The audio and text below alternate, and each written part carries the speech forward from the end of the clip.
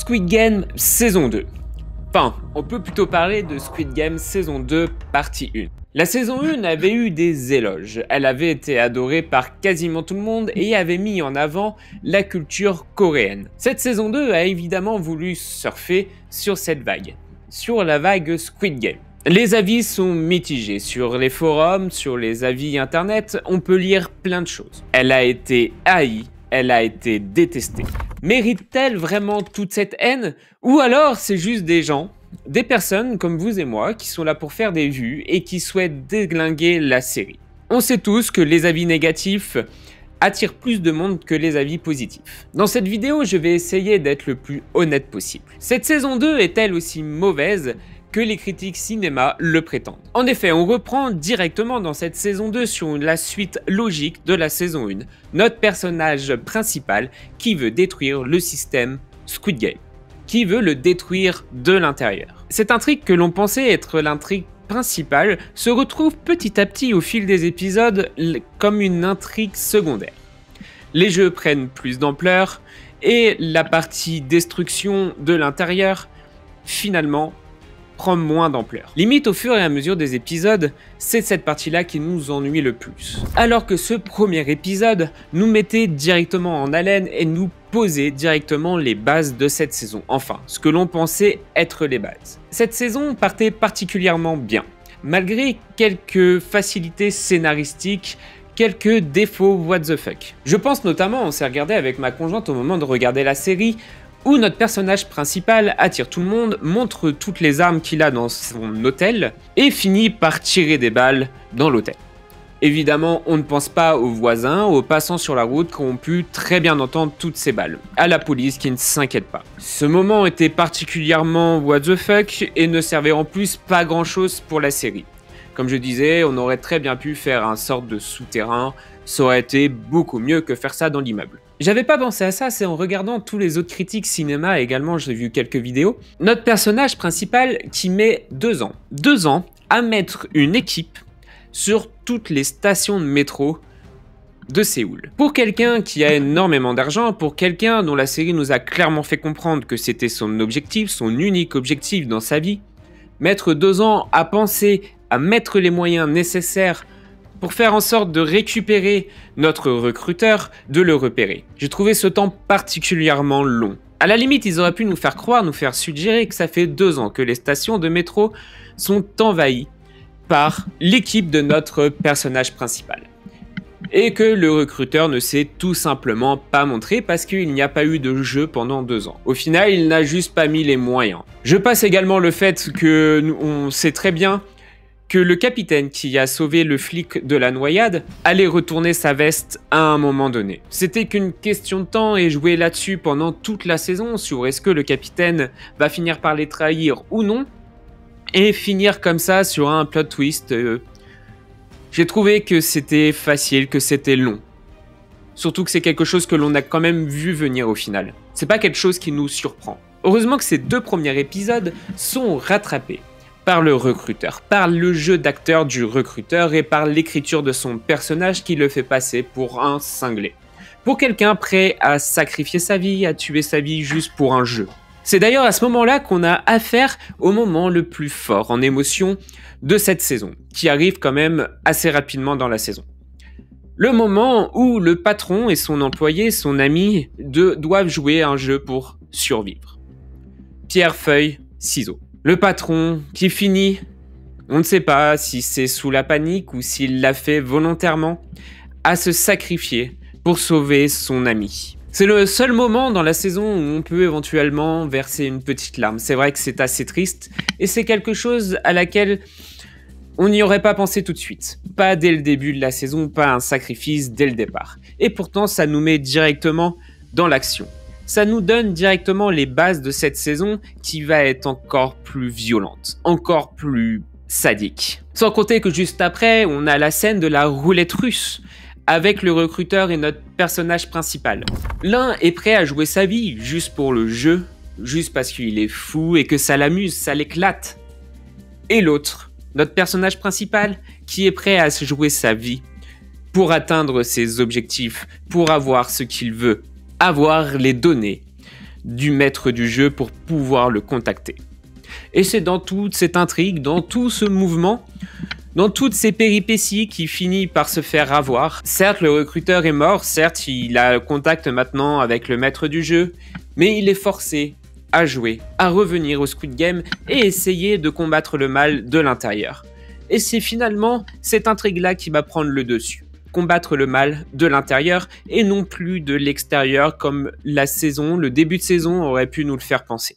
Et c'est là que la série commence à avoir ses premiers vrais défauts qui impactent non seulement le scénario, mais qui impactent également le visionnage. Dans ce 3e épisode où on rentre enfin dans le jeu, on nous présente les personnages avec lesquels on va vivre cette saison. Et c'est là que ça pose rapidement problème parce que directement on ne s'attache à aucun personnage. Ils sont tous caricaturés, mais à fond. Pas juste un peu comme il faut le faire d'habitude. Là c'est vraiment la folle est folle. Le rappeur drogué est juste drogué. Le meilleur ami un peu naïf reste le meilleur ami un peu naïf. La mère veut sauver son fils, le fils veut sauver sa mère. Et on reste là-dessus pendant toute la saison. À aucun moment, nos personnages vont sortir éventuellement de leur cadre pour leur donner un côté humain. Nous sommes pas soit noirs, soit blancs, nous sommes gris, nous avons des émotions, nous changeons d'avis, nous changeons d'objectif régulièrement. Mais pas nos personnages. Même la scène avec la mort de Thanos, qui au final, je pense le but du scénariste était qu'on s'attache à ce personnage, est totalement raté. Et c'est totalement passé à la trappe. On ne s'y attache pas, sa mort ne provoque aucune émotion, si ce n'est juste que c'est violent, un peu gore, mais ça va pas plus loin. Au final, les personnages auraient été d'autres personnages, le scénario aurait été le même. Alors que la saison 1, c'était sa grande force. Chaque personnage avait son importance, chaque mort allait toucher le scénario, allait faire changer le scénario. Mais là, on sent que n'importe qui pourrait mourir, ça ne changerait strictement rien. La fin de l'épisode aurait été comme ça, peu importe qui c'est qui serait mort dans cette première partie. Les personnages manquent clairement de charisme, manquent clairement d'écriture. J'ai même eu cette impression qu'ils sont là juste pour la déco, c'est juste des figurants. Cette saison 2 finit en cliffhanger. Est-ce que c'est une bonne chose? Est-ce que c'est une mauvaise chose? Mon avis est partagé. Je dirais en soi que c'est une mauvaise chose pour une raison en particulier. Certains épisodes sont juste lents, sont carrément lents. On peut passer 30 à 40 minutes sans qu'il se passe quelque chose. On pourrait faire un truc, aller faire la vaisselle, aller se laver, revenir, où nous sommes toujours sur le même plan, sur la même discussion. Je pense surtout à la discussion entre notre personnage principal et son meilleur ami. Ou même toute une discussion qu'il y a eu entre la trans, la mère, le fils, et je ne sais plus qui y avait. C'était des discussions qui étaient sans importance, qui ne faisaient pas avancer le scénario. Alors certes, on me dira, il faut des discussions pour faire en sorte qu'on s'attache au personnage. Adrien, comment veux-tu qu'on s'attache au personnage s'il n'y a pas de discussion entre eux? Certes, le problème c'est que normalement, ce genre de discussion fait avancer le scénario, nous apprend de nouvelles choses. Enfin, pour apprendre les personnages, il y a aussi la méthode que utilisent beaucoup les Américains, c'est juste les mettre dans une scène d'action, dans une scène qui fait avancer le scénario. On fait en sorte que notre personnage soit assez bien caricaturisé pour qu'on comprenne tout ce qu'il pense, grâce au jeu d'acteur et grâce à l'écriture. Les deux choses qui manquent dans Squid Game saison 2. On sait tous que Netflix adore en plus faire ce genre de choses, de diviser une saison en 2 saisons. Ils l'ont fait avec Casa de Papel et ils le font maintenant avec Squid Game. Ça aurait la saison 3 et tout simplement la saison 2 partie 2. Tout a été tourné en même temps. Netflix fait ça pour 2 raisons en particulier. Premièrement, c'est une question d'argent. Les gens veulent voir cette saison 3 et vont donc rester abonnés à Netflix jusqu'à sa sortie. En sachant que tout a été tourné, la sortie est déjà prévue pour 2025. La deuxième raison est, je pense, une question de date également. Cette saison a été clairement prévue pour fin 2024. Ils avaient une date et peut-être le fait de vouloir la sortir à cette date-là, la série n'était pas prête. Ils ont donc fait le choix de la diviser en 2 parties. Moi, je suis plus pour l'option numéro 1 que Netflix fait ça pour l'argent. Est-ce qu'on peut lui en vouloir de vouloir garder ses abonnés? Je ne pense pas. On a également dans cette série une intrigue secondaire qui est tout simplement passée à la trappe, qui est tout simplement inutile. On a affaire au début de la saison à une femme. Une femme qu'on voit se faire enrôler en tant que soldat vêtu de rose. Se passe toute une intrigue où on apprend qu'elle est juste là pour le jeu, pour tuer des gens qu'elle estime leur vie peu importante, et non pour le don d'organes. Va se passer tout plein de péripéties, tout inutiles, qui ne font encore une fois pas avancer le scénario. Peut-être que ça va avancer sur la saison 3, peut-être qu'au final, tout ce qui a été mis en place et qui peut sembler inutile, comme le flic qui recherche l'île avec des navires, avec un navire en particulier, dont il s'est fait trahir d'ailleurs, et du coup la femme soldat.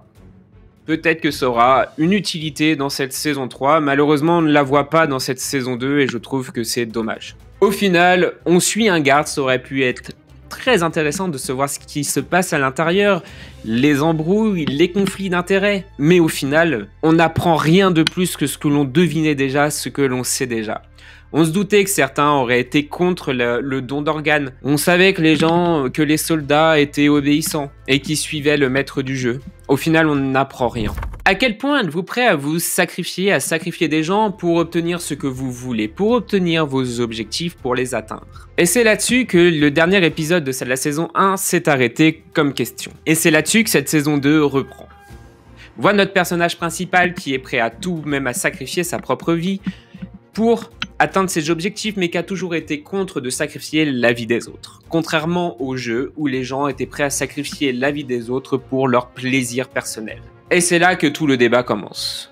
Et c'est là que toute la série se lance. Le maître du jeu rentre même à l'intérieur du jeu, comme l'a fait la première saison, ça malheureusement c'est pas une nouveauté, pour essayer de montrer à notre personnage principal ce qu'est la vie humaine.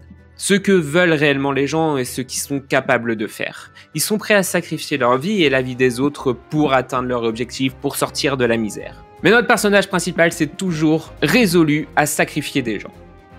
Jusqu'au dernier épisode où là, il a totalement basculé. Au final, il est devenu comme le maître du jeu.